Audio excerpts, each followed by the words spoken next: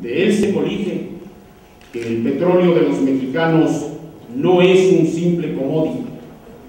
una mera mercancía comercial sujeta a las leyes de oferta y demanda,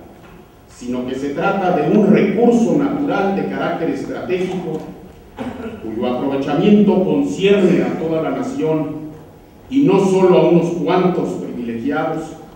por lo que no puede ni debe sujetarse al arbitrio de intereses privados, ni mucho menos debe servir para garantizar el abasto o fortalecer los márgenes de seguridad energética de otros países. Conviene acotar que tanto este principio como el principio de la propiedad originaria de la nación fueron la respuesta histórica y categórica del Congreso Constituyente de Querétaro ante el brutal despojo del patrimonio nacional perpetrado al amparo de las leyes porfiristas, en las que se asentó el postulado que enunciaba que el dueño del suelo lo era automáticamente de la riqueza ubicada en el subsuelo. El tercer principio es el de la explotación exclusiva y directa de los hidrocarburos por parte de la nación. Con él se instrumenta el principio del dominio directo, otorgando a la nación el usufructo exclusivo e integral de los beneficios de la organización industrial del petróleo. Cabe advertir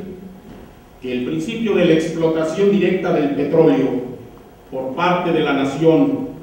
no fue consignado como tal por el constituyente de 17. Su incorporación a la ley fundamental de los mexicanos fue la consecuencia ineludible de la expropiación petrolera decretada por el gran presidente Lázaro Cárdenas. Efectivamente, una vez que las empresas petroleras abandonaron el país y luego de haberse superado el estado de emergencia nacional que ellas propiciaron, el gobierno del presidente Cárdenas llegó a la conclusión de que la nación debía tener el control absoluto de todas y cada una de las fases o etapas industriales inherentes a la explotación de los recursos petroleros, por lo que entonces debía eliminarse de todo a todo la participación de los inversionistas privados, gestándose en ese momento histórico la idea estratégica de la nacionalización integral de los hidrocarburos. Así se desprende de la cita puntual del informe presidencial rendido a la nación el 1 de septiembre de 38. Abro comillas. Y para evitar que en lo posible que México se pueda ver en el futuro con problemas provocados por intereses particulares extraños a las necesidades interiores del país, se pondrá a la consideración de vuestra soberanía que no vuelvan a darse concesiones del subsuelo en lo que se refiere al petróleo y que sea el Estado el que tenga el control absoluto de la explotación petrolífera. Cierro comillas.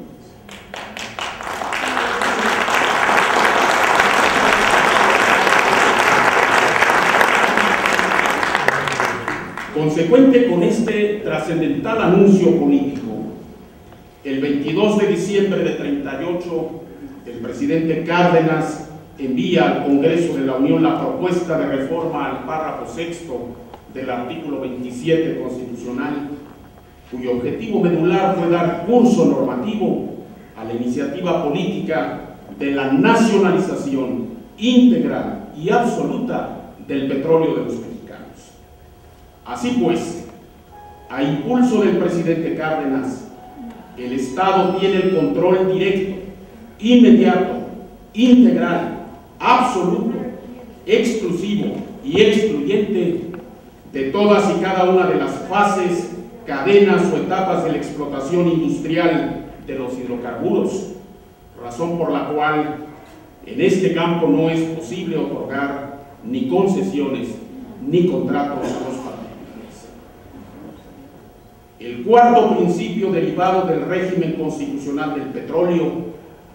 nos dice que los hidrocarburos integran un área estratégica de la economía nacional y que por tal motivo su desarrollo sistemático le compete exclusivamente al Estado por conducto de organismos públicos sujetos a su propiedad y control absolutos. Luego entonces podemos decir que los hidrocarburos ostentan una doble protección jurídica emanada de la Carta Magna de los Mexicanos. Por un lado, la protección constitucional inherente a su condición de recursos naturales sujetos al dominio directo y al aprovechamiento exclusivo por parte de la nación, y por el otro, la protección constitucional que les corresponde en su calidad de industria petrolera nacionalizada constitutiva de un área estratégica de la economía nacional. Con base en los conceptos jurídicos precedentes, podemos concluir que el marco constitucional de los hidrocarburos, perfilado en el seno del Congreso Constituyente de Querétaro y perfeccionado a lo largo de las trascendentales reformas emprendidas en los años de 38, 60 y 83, no solo no permite, sino que prohíbe tajantemente cualquier injerencia de los inversionistas privados, sean estos nacionales o extranjeros, en el desarrollo del área estratégica de la economía nacional, consistente en la exploración, la explotación, la refinación, la petroquímica básica, el almacenamiento, el transporte, la distribución y la venta de primera mano del petróleo y sus derivados. Es por eso que Pemex no puede ni debe emitir acciones para cotizar en bolsa. Es por eso que Pemex no puede ni debe celebrar joint ventures o alianzas estratégicas, ni aceptar acompañamientos de sus competidores, ni suscribir contratos de riesgo o de incentivos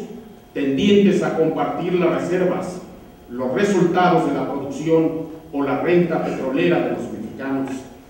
sin importar que los yacimientos se encuentren ubicados en tierra firme, en aguas someras, en aguas profundas o en aguas ultra profundas. Es por eso, y solo por eso, que Pemex no puede ni debe permitir que inversionistas privados realicen trabajos de maquila o de outsourcing en el ámbito de la refinación, ni en ninguna otra de las cadenas productivas de la industria petrolera nacionalizada. De la aplicación de los principios constitucionales en cita, desprendemos que la iniciativa presidencial de reforma a la ley reglamentaria del artículo 27 constitucional en el ramo del petróleo, así como la iniciativa de nueva ley orgánica de Pemex,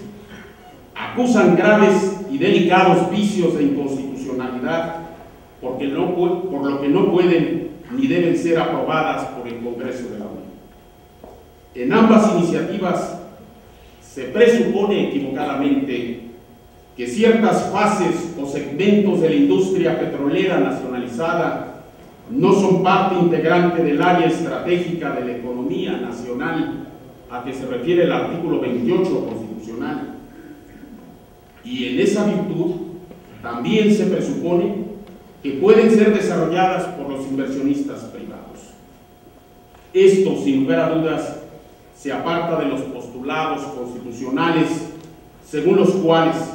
en tanto área estratégica de la economía nacional,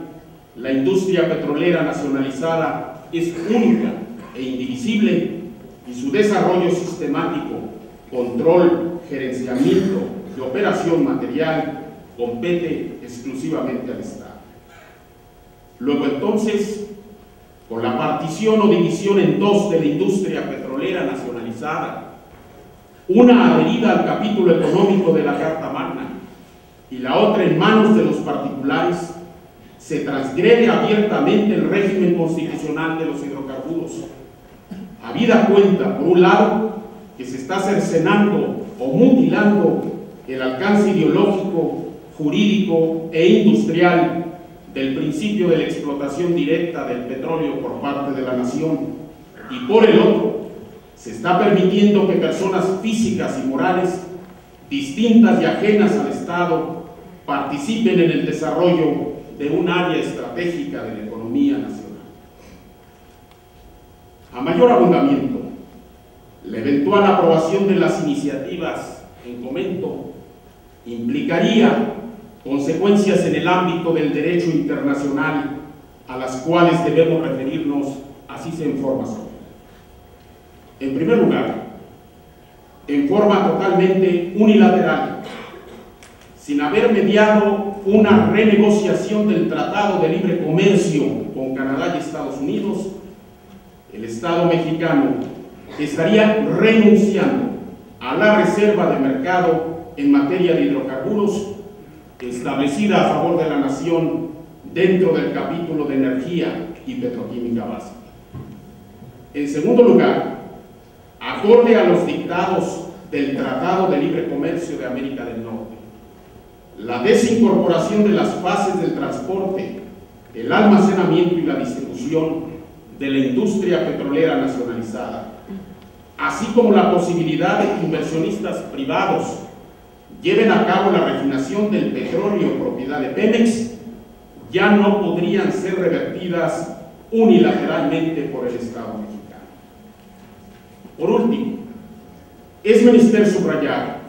que el aprovechamiento de los recursos bajo la perspectiva de la utilidad pública es un derecho humano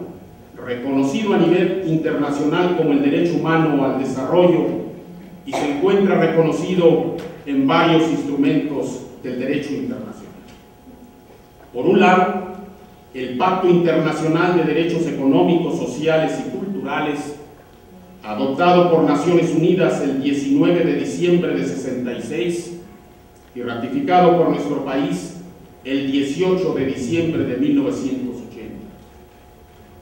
En este pacto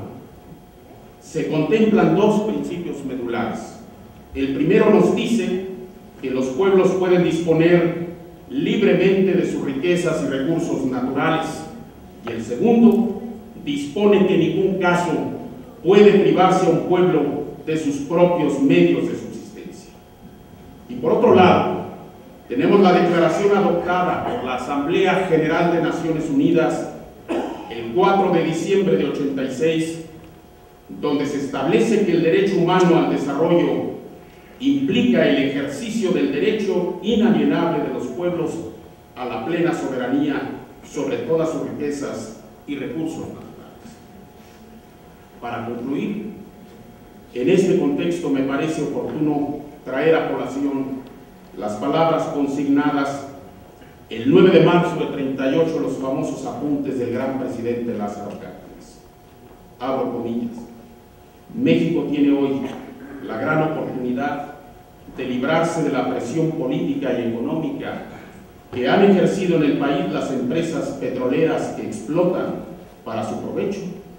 una de nuestras mayores riquezas, como es el petróleo, las cuales han estorbado la realización del programa social señalado en la Constitución Política. Cierro comillas. Muchas gracias.